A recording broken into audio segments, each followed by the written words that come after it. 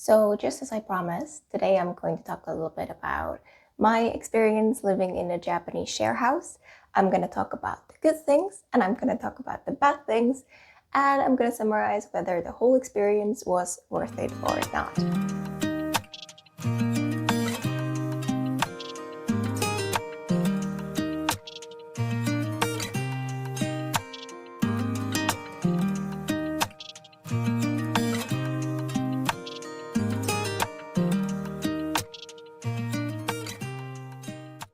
So before we get to the actual topic, here are the things that I am going to be covering today. And generally there is a few different categories, and all of those categories have both good and bad pros and cons that comes with them. So the first category that I'm going to talk about is going to be people. So my personal recommendation would be that you aim for a bigger share house that is at least plus 10 people. If you think about it, you live in a small share house with 4 to 5 people, that can get quite intense. If you have more people, you have 10 people, 20 people, 25 people, you will have a much better chance of finding somebody who is like-minded, or maybe even two. If you do go to a share house and somehow you manage not to make a single friend, I feel like that's a good time for you to check with yourself. That's quite something. So the good thing about people is, especially if there's a lot of people, is that you will make friends, which is great when you first move to Japan, or if it's great if you don't have a big community here already and you want to meet some new people and make new connections.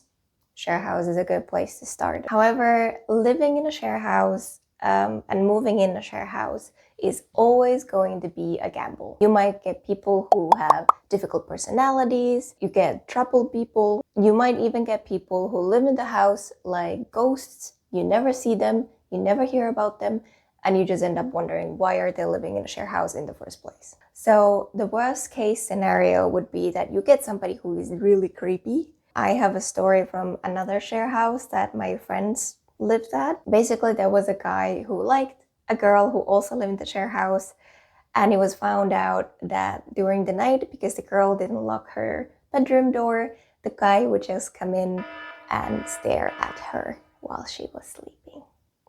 It's like the worst case, not even the worst. That honestly is pretty bad, but it's thankfully pretty rare too.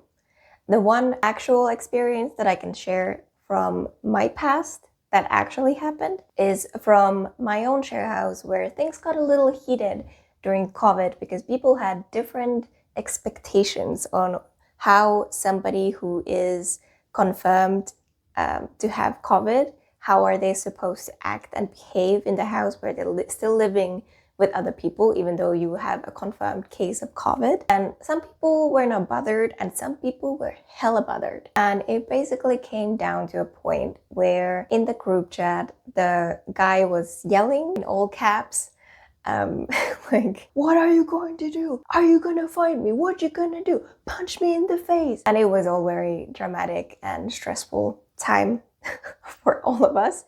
Thankfully, it was all bark and no bite. It didn't come down to punches, but you know, those cases, they do happen every once in a while. Thankfully, these kind of situations where the whole house is kind of, you know, everybody's on the edge, they honestly happen only like 1 or 2 times. I lived in my share house for over 3 years. 3 years? Over 3 years. I lived in another share house for 6 months, and I've lived in a student dormitory in Japan as well for an entire year. And I can count with my one hand how many of these situations actually took place. So it's not very often, thankfully. You will inevitably get a mix of people with different types of personalities, different expectations. And the only thing for you to do, your job, the only thing that you can affect is to decide what kind of energy you are going to bring to the share house. So the next category that I have on my list is events. I'm personally an introvert and a bit of a perfectionist, so organizing things, especially when it's for a lot of people, gives me anxiety like none other. We had 25 people.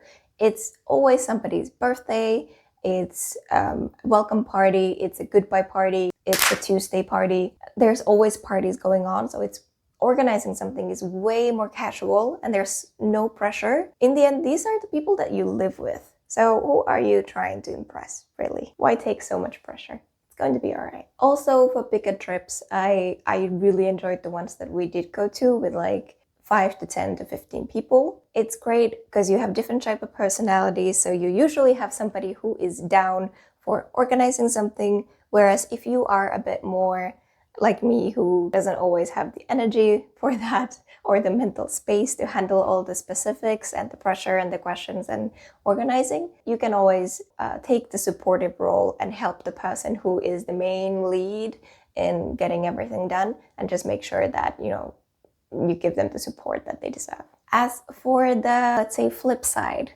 of events, is that they are going all the time. Having events is amazing when you are in the right headspace, you have the energy, you are in the right mood, you're gonna have so much fun. But when you don't, oh boy, it is tiring. You are going to have, you know, drunk people yelling in the hallway in the middle of the night. You will be having people throwing up in the toilets, and you will be having people who you probably don't even know because they are friends of a friend of a friend. You go downstairs in the morning and they're passed out on the couch. After you shoot out all the people that you don't know the next morning, there is the whole cleanup that needs to take place. And because it is everybody's responsibility, it is sometimes nobody's responsibility. So, you know, I've also scrubbed more sinks than I care to remember. So in conclusion, when it comes to making the decision that you are moving to a share house, basically what you need to decide is that you are going to move into that house, and the other people who have also moved in that house, you are all there to socialize. And what that means in real life is that no matter how annoyed you are, lying down on the mattress in your room, and it's the night before your big school exam or a big presentation at work, and you're lying there and your floor is vibrating with the music coming from downstairs, and there is people shrieking in the hallway just a few meters away from your door, you need to make a pact with yourself. Whatever happens, you are going to forgive everyone the next day. And that's because you live in a share house, so a few days later, you are going to be the one shrieking in the hallway and having the time of your life. And then it's somebody else in their room hoping that you would just shut up. When it comes to facilities with share houses, when you think about it, if you have a smaller house that is for 4 to 5 people, so usually a family-sized house that is just turned into a share house, that means that the whole space is not really optimized for socializing. So you might have a separate little kitchen corner and a separate little living corner. Everything is shut from each other with like walls and doors and stuff like that. So it makes socializing a bit more difficult. When you're scrolling through your phone, you're going through different share houses, it might be worth it to think about, does this house have an open floor plan? Because in my humble opinion, it's better to have a share house that has an open floor plan where possibly, if possible, you would want to have the kitchen and the living room together so that in that one big space, you could comfortably fit at least 10 people. That would be, in my case, in my opinion, the best possible floor plan. Now, when it comes to the bad side of the facilities, again, it really depends on the house, because it is possible that you get a really old place, it has bugs and mold and whatever, but let's assume that it's a newer place, it is at least clean. Share house that is actually built to be a share house, you would have an open kitchen living room area, but that usually means that your bedrooms will then be very small. So unless you live in some fancy schmancy share house in like Omotesando or Asapujubang, then probably your room is going to be a tiny shoebox. I think mine was 7 or 8 square meters. When you're going through the rooms that they have available, if they do have a room that has a loft, pick that one. You're gonna have so much more space. And the worst case scenario is that if you're preparing to move out eventually and you start collecting bits and pieces of furniture, the worst case, you can put all of the furniture up on the loft and actually sleep on the floor and then just roll your futon away every morning if you need to. One more thing, I think this is a bit of a no-brainer, I hope. The bathroom and the toilets are going to be shared, most likely. So do I need to say more about this? Like, people can be really nasty. I'm talking about clogged shower drains that nobody wants to clean. I'm talking about pee splatters around the toilet. And I'm talking about hair just literally everywhere. And I don't mean just girls. Like, we get a bad rep. Guys, when they shave their beards, that hair is so difficult to get clean. Like, it's everywhere. We had a professional cleaner come in, and even after they spend like a long time cleaning the sinks, trying to get the beard hair out of the drain and around the sink. Oh, it was a mess. So that's another tip for you. It might be good to talk to the owner or talk to the company who owns the share house and ask them if they have a contract with a cleaner who comes in, a few times a week, once a week, and cleans up at least all of the common spaces. Now, the final category that I have regarding pros and cons of share houses is expenses. And I think this is the one that everybody is most interested in because we all need the money. So share houses are great when you first move to Japan. They're also good for making friends, but they're also cheaper than getting your own little flat right off the bat. If you're just moving here for the first time and you haven't really been going around Tokyo, you might just want to, even as a temporary solution, get a room in a share house so that you can spend some time and go around different neighborhoods in Tokyo, because there is a lot. And maybe you need to also think about the commuting route that you will eventually have. At least coming from my background, even just like 30 minutes of commuting sounded like forever, but I found out that you get used to it. The subway is pretty nice, and I realized that I'm actually okay even living an hour or more away. If the place is nice, then the commuting actually makes sense.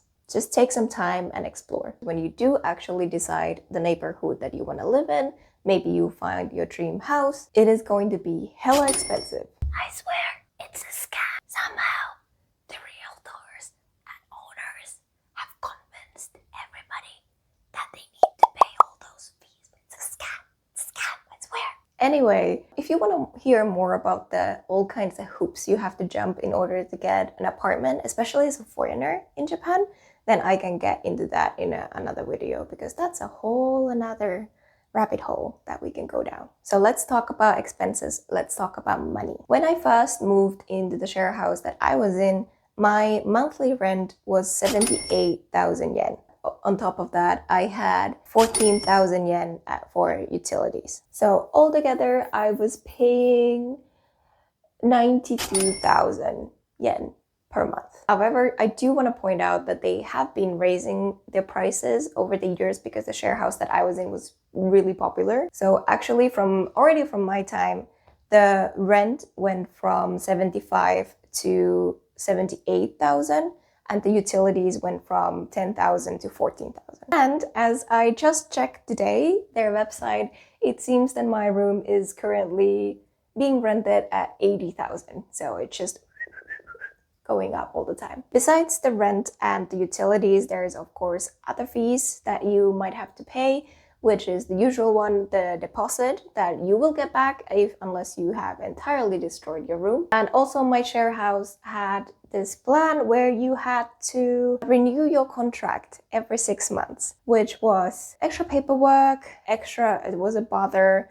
You have to pay 5,000 yen each time when you do it. And also something to think about is the reason why they want to have a shorter time between the renewals, even though it's a little bit bothersome for them to arrange as well, is that they can deny renewing your contract if they don't like you or if you have not been abiding to the rules. That's something you should probably think about when it comes to your relationship with the company or the owner of the house. So was my share house a little bit more on the expensive side than the rest of the share houses in Tokyo?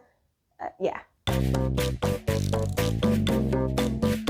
You can definitely find way more cheaper share houses for like 50,000 yen covering everything, but you will lose in quality. At least for me, paying almost 100,000 yen per month, although the room was very little, the living area, the kitchen, everything was really nice, and we had a nice outdoor terrace as well. And the fact that everything was included in those fees that I paid, so rent and utilities, which included electricity, gas, water, even a Netflix account. Come summer, it was an amazing deal because I could blast my aircon as much as I wanted and it was delightful. So the final big question, right? Was it worth it? I think absolutely yes.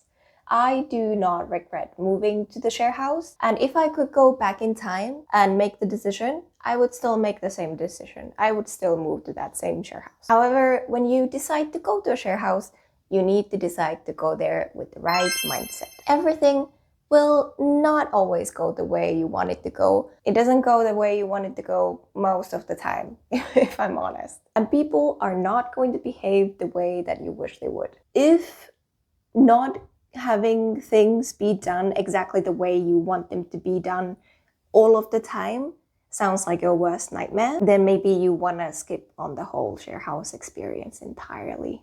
For your own mental well-being, it might not be the best choice. When you are there, some people will like you, some people might even love you, but at the same time, there will be others who cannot stand you. And in return, most likely there is also going to be people that you cannot stand. But then again, you have to learn how to at least tolerate them because you live together. There's literally nowhere to escape. So all in all, share house will teach you patience and lenience like nothing else. And it will bring to light all the ways in which you as an individual are a difficult person to live with. And that's nothing to be ashamed about because all of us in some ways are very difficult to live with. However, if you do go there with an open mind and an open heart, you're gonna have a great time. All right, I hope that you guys enjoyed this video. If you have any questions, let me know in the comments. I would love to start a discussion on this. If you have any other video requests, then I would be more than happy